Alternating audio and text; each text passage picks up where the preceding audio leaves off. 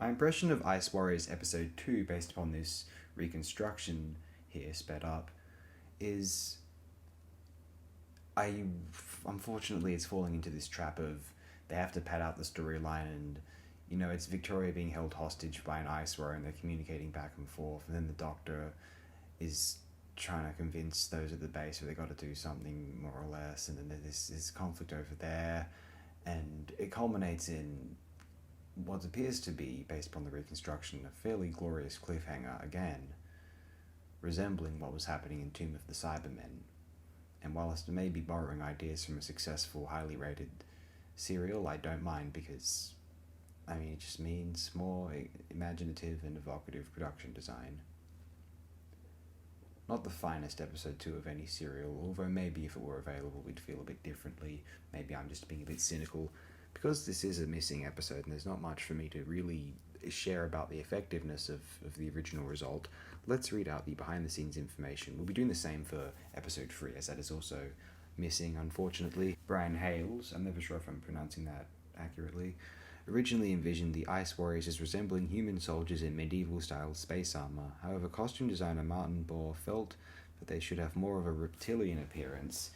His initial concept was that of an upright crocodile with a Viking-style helmet. That sounds genius, I'm not going to lie, actually. The opening title captions referred to the individual installments as 1, 2, etc., rather than episodes, as was the standard for all Second Doctor stories. Only episodes 1, 4, 5, and 6 of this 6-part story exist in the BBC archives as 16mm black and white film telerecordings. The episodes were recovered in 1988 and were found at the back of a cupboard at Villiers House in West London, which is being cleared out due to the BBC Enterprise's moving offices. This is the third story in a row after the Tomb of the Cybermen and the Abominable Snowmen to have a cold or snow theme in its storyline. A real bear was used in specially shot film inserts, as opposed to stock footage. It was hired for a day's filming at the BBC's Ealing Film Studios at a cost of £70. Miss Garrett's entire costume unexpectedly changes between episodes 5 and 6. Her outfit in episode 6 is the same one she was wearing in episode 1. Regarding the dating of this story, a Radio Times article published at the time of initial broadcast placed it in the year 3000.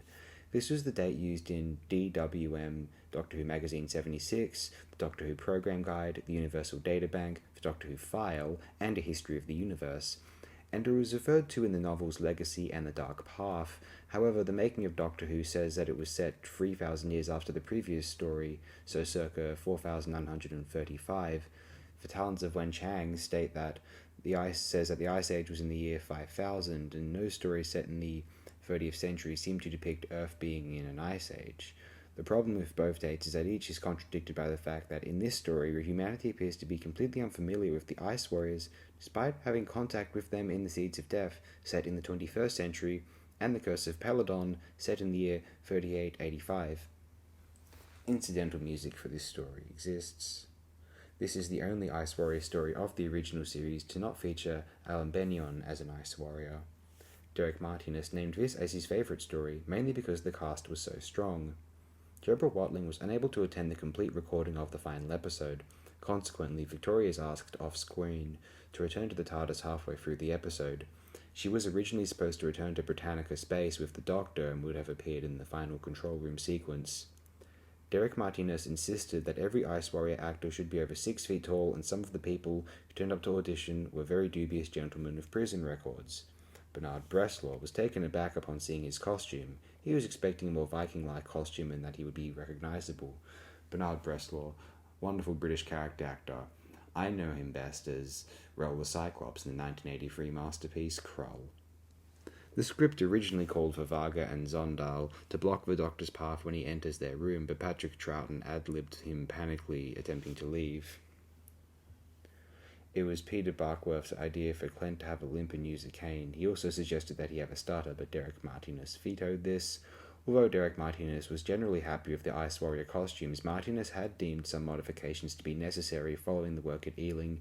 Most notably, the original helmets had proved to be very restrictive, and a slimmer, more flexible design was requested, even though this would create a visual discrepancy between those scenes which had been completed on film and those which would be taped in the studio. The costume for Varga was prioritised for refurbishment, and this was completed in time for the recording of episode 2. we'll pause for now. Thanks again, my good and dear friends. Appreciate it very immensely.